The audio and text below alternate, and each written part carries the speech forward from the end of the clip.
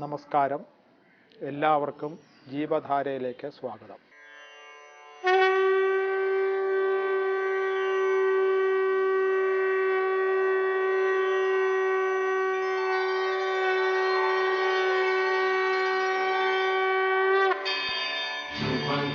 करोतु कल्याणम् आरोग्यं धनसम्पदः।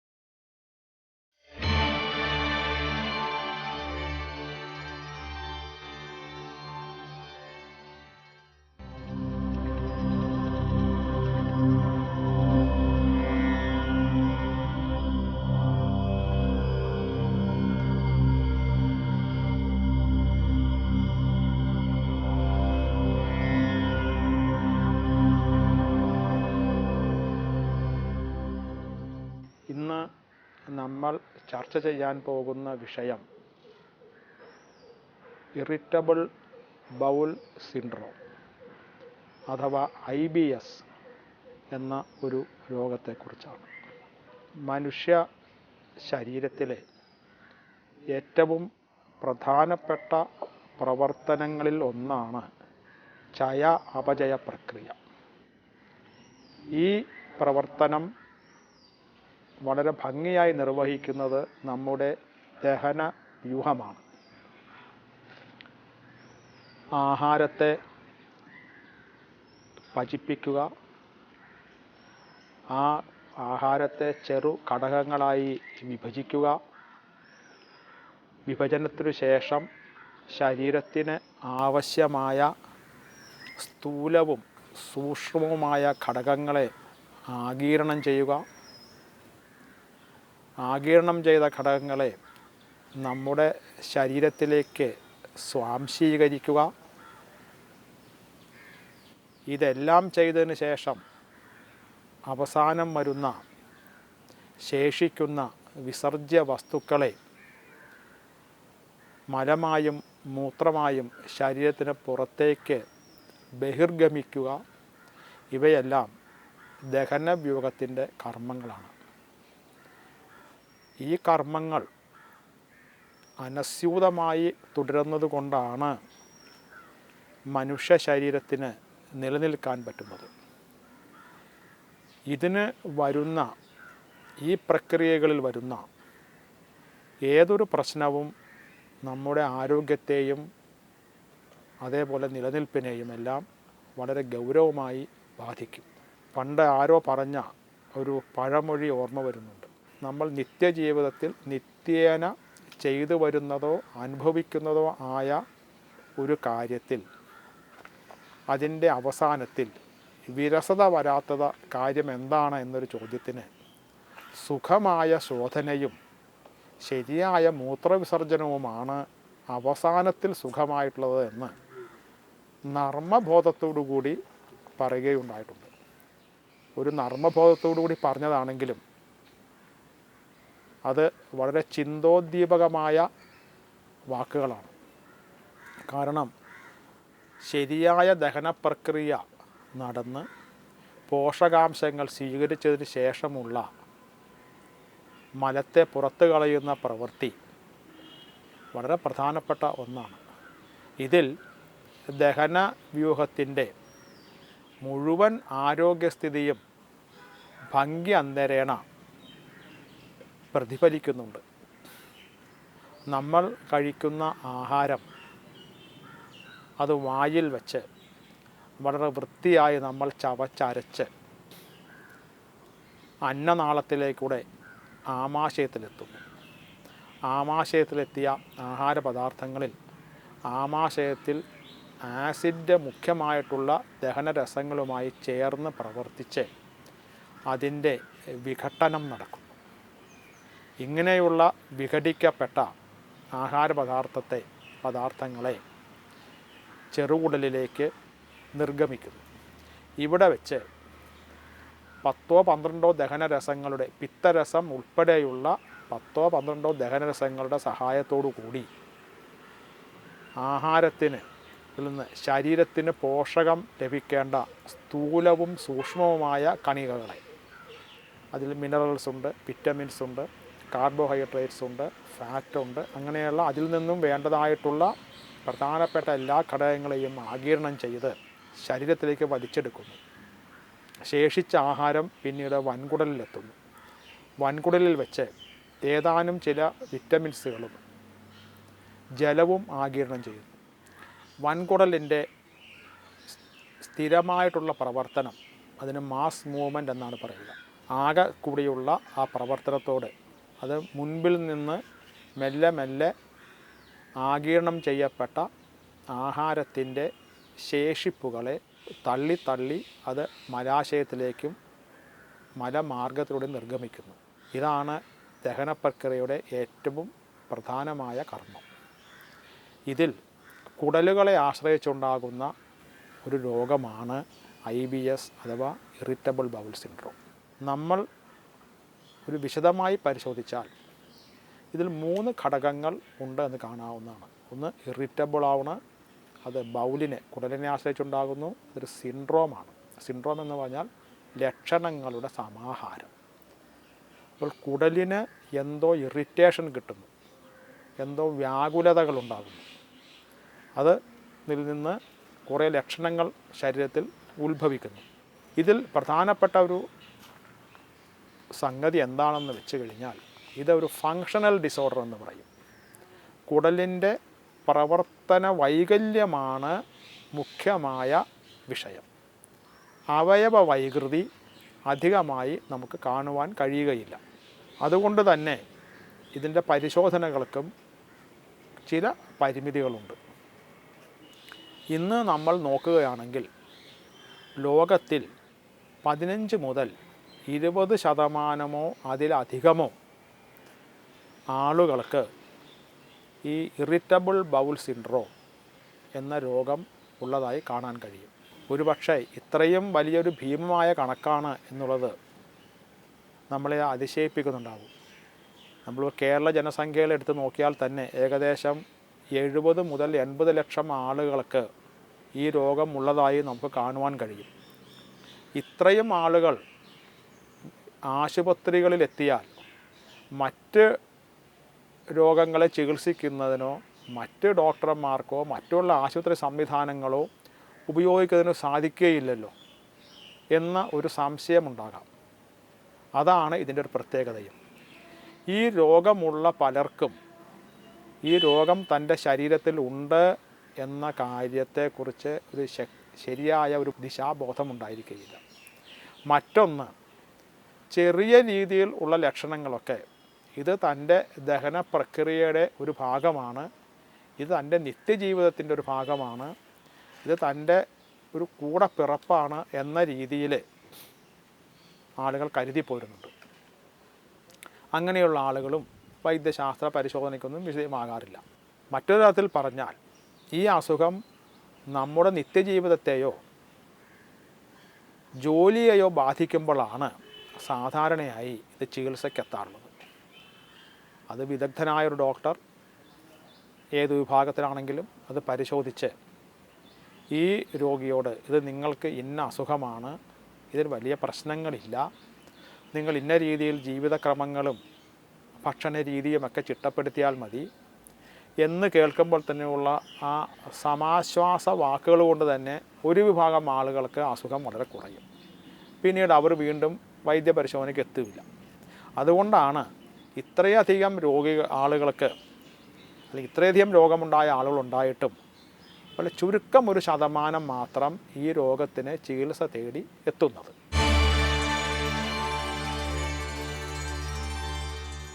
കുടലിന് വ്യാകുലതകൾ ഉണ്ടാകുന്ന കാരണങ്ങളെക്കുറിച്ച് ചിന്തിക്കുകയാണെങ്കിൽ പ്രത്യേകമായ ഒരു കാരണം ഇതിനെ സ്ഥായിയായി കണ്ടുപിടിക്കപ്പെട്ടിട്ടില്ല.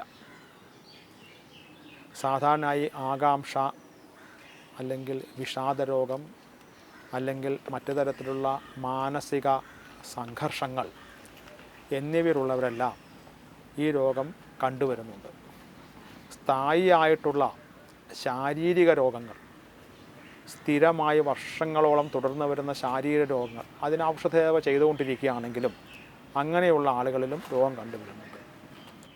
കുടലുകളെ നിയന്ത്രിക്കുന്ന നാഡീവ്യൂഹങ്ങൾക്കുണ്ടാകുന്ന പ്രവർത്തന വൈകല്യമാണ് ഒരു കാരണമെന്ന് പറയപ്പെടുന്നുണ്ട്. കുടലുകളുടെ ചലന വ്യവസ്ഥയിലുണ്ടാകുന്ന വ്യതിയാനങ്ങൾ രോഗത്തിന് കാരണമാകും എന്ന് പറയപ്പെടുന്നു. കൂടാതെ ചിലതരം ആളുകൾക്ക് ചില ഭക്ഷണങ്ങൾ കഴിക്കുമ്പോൾ അത് പ്രത്യേകമായ ഈ കുടലുകൾക്ക് ഇറിറ്റേഷൻ അല്ലെങ്കിൽ വ്യാകുലത ഉണ്ടാക്കുകയും അതുമുഖാന്തരം ഈ രോഗലക്ഷണങ്ങൾ പ്രകടമാകുകയും ചെയ്യുന്നു എന്ന് പറയപ്പെടുന്നു. എന്തായാലും നമ്മുടെ ഭക്ഷണശീലം, ഭക്ഷണ സംസ്കാരം അത് ഈ രോഗത്തിനെ വളരെയധികം സ്വാധീനിക്കുന്നുണ്ട് എന്ന് നമുക്ക് ഒരർത്ഥത്തിൽ കാണുവാൻ കഴിയും. നമ്മൾ രോഗലക്ഷണങ്ങളെക്കുറിച്ച് ചിന്തിക്കുകയാണെങ്കിൽ രോഗലക്ഷണങ്ങളെ വളരെ വിശദമായി നോക്കുകയാണെങ്കിൽ അതിന് 3 തരത്തിലാണ് വിഭജിച്ചിട്ടുള്ളത്. ഒന്ന്, കൂടെ നിയന്ത്രണമില്ലാതെ മലം പോകുന്ന ഒരു അവസ്ഥയിലുള്ളത്. മറ്റൊന്ന്, മലബന്ധം സ്ഥായിയായിട്ടുള്ളത്.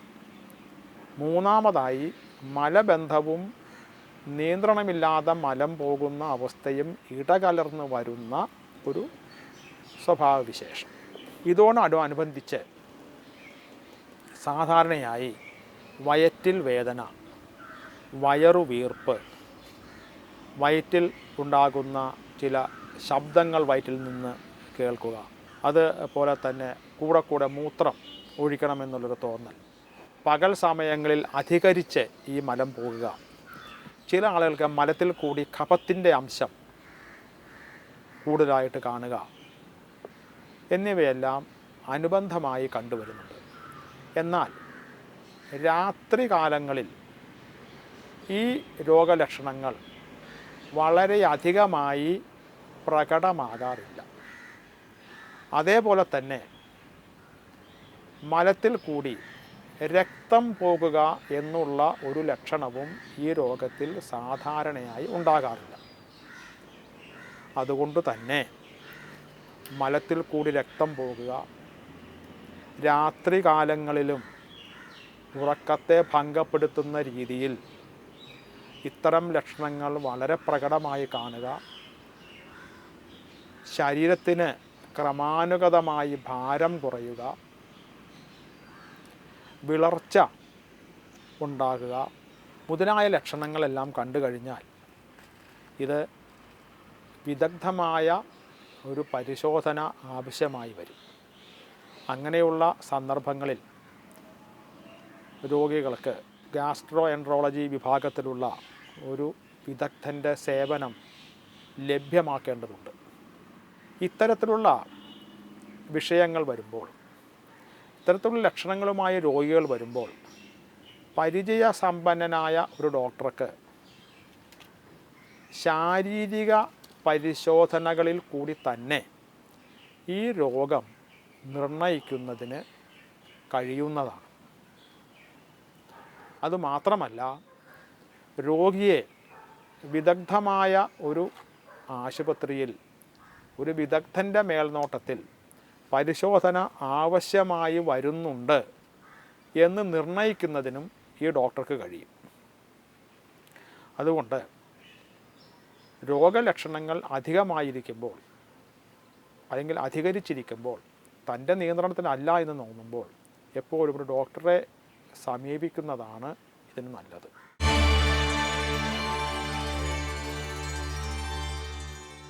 ആയുർവേദ ശാസ്ത്രത്തിൽ IBS എന്ന രോഗത്തെക്കുറിച്ച്, അതിൻ്റെ ലക്ഷണത്തെക്കുറിച്ച് വളരെ വിശദമായി പ്രതിപാദിച്ചിട്ടുണ്ട്.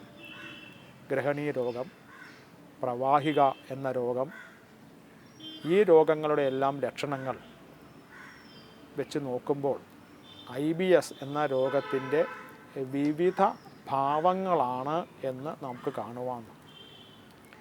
അതുപോലെ തന്നെ ഈ രോഗങ്ങളുടെ ചികിത്സയിൽ നമ്മളെടുത്താലും അതെല്ലാം പ്രധാനമായും ഉദ്ദേശിക്കുന്നത് ഈ ലക്ഷണ സമുച്ചയത്തോടു കൂടിയ രോഗത്തെ നിയന്ത്രിക്കുന്നതിനും ശമിപ്പിക്കുന്നതിനുമുള്ള നിർദ്ദേശങ്ങളും ഔഷധങ്ങളുമാണ്.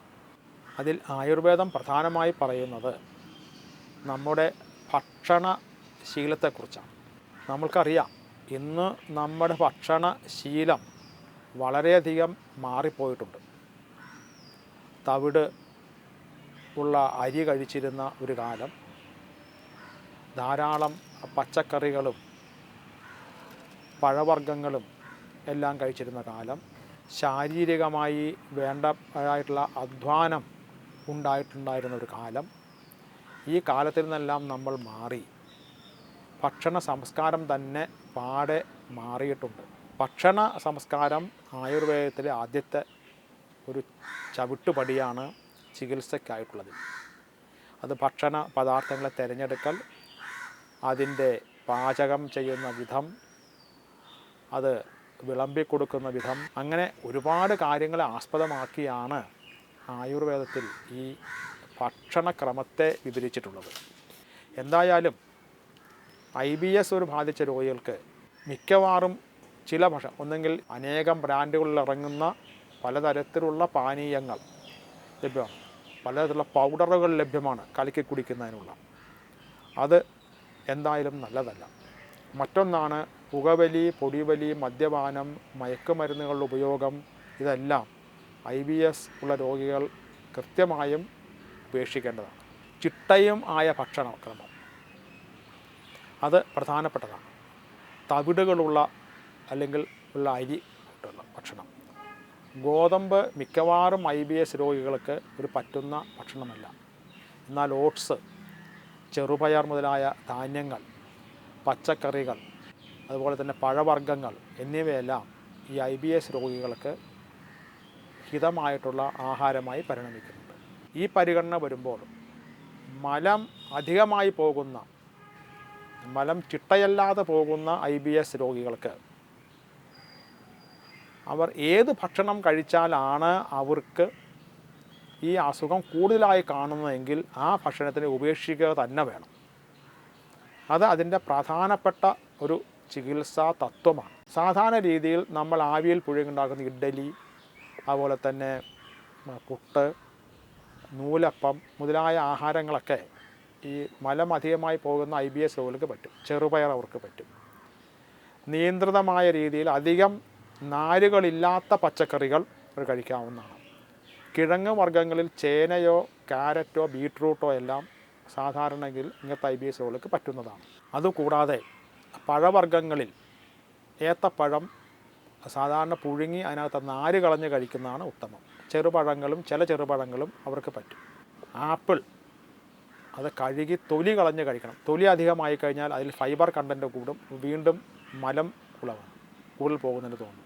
ചെറിയ രീതിയിൽ ആപ്പിൾ വേണമെങ്കിൽ ഒന്ന് സ്റ്റീം ചെയ്ത് കഴിക്കുന്നതും ഇത്തരം രോഗികൾക്ക് വളരെ പ്രയോജനപ്രദമായി കാണുന്നുണ്ട്. മലബന്ധം അധികമായിട്ടുള്ള രോഗികൾ ധാരാളമായി വെള്ളം കുടിക്കുവാനും ശ്രമിക്കേണ്ടതുണ്ട്. ഇതുകൂടാതെ എല്ലാ രോഗികൾക്കും എല്ലാ കാലത്തും ഉപയോഗിക്കാൻ പറ്റുന്ന ഒന്നാണ് മോര്. ആ ഒരു സംസ്കാരം തന്നെ നമ്മൾ ഇല്ലാതായിരിക്കുകയാണ്. തൈര് കടഞ്ഞ് വെണ്ണ മാറ്റിയ മോരാണ് നമ്മൾ ഉപയോഗിക്കേണ്ടത്. കൊഴുപ്പ് അധികം ഉണ്ടാകാൻ പാടില്ല. അത് മോര് അല്ലെങ്കിൽ മോര് സംസ്കരിച്ചെടുത്തുള്ള പുളിശ്ശേരി മുതലായ മോര് കറികളൊക്കെ നമുക്ക് ഉപയോഗിക്കാവുന്നതാണ്. അപ്പോൾ ഭക്ഷണ രീതി കൊണ്ട് തന്നെ നമുക്ക് ഒരു വിധത്തിലുള്ള IBS രോഗത്തെ നിയന്ത്രിക്കുന്നതിന് സാധിക്കും. അതുകൂടാതെയാണ് നമ്മുടെ മനോവ്യാപാരങ്ങളുടെ നിയന്ത്രണം. അതിന് യോഗ മുതലായിട്ടുള്ള പദ്ധതികൾ നമ്മൾ ചെയ്യുന്നത് നല്ലതായിരിക്കും.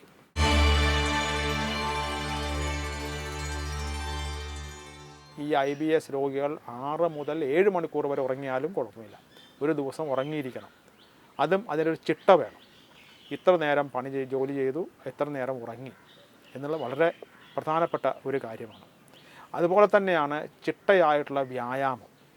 ഈ വ്യായാമം ഒന്നുകൊണ്ട് മാത്രം പല IBS രോഗികളിലെയും ലക്ഷണങ്ങളിൽ പ്രകടമായ വ്യത്യാസം നന്നായിട്ട് കണ്ടിട്ടുണ്ട്.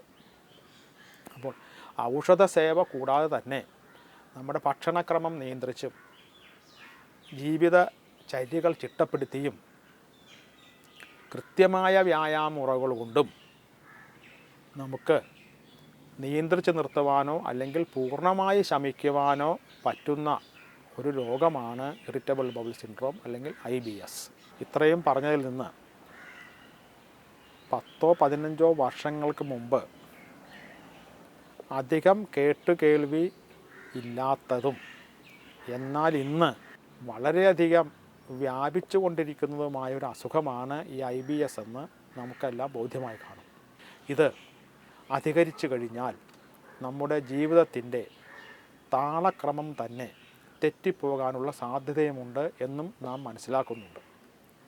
എന്നാൽ ഈ രോഗത്തെ ഭക്ഷണക്രമത്തിലൂടെയും ചിട്ടയായ ജീവിതശൈലിയുടെയും സഹായത്തോടു കൂടിയും ക്രമാനുഗതമായ വ്യായാമ മുറകളിലൂടെയും നമുക്ക് നിയന്ത്രിക്കാൻ പറ്റും എന്നുള്ളത് ഒരു യാഥാർത്ഥ്യമാണ്.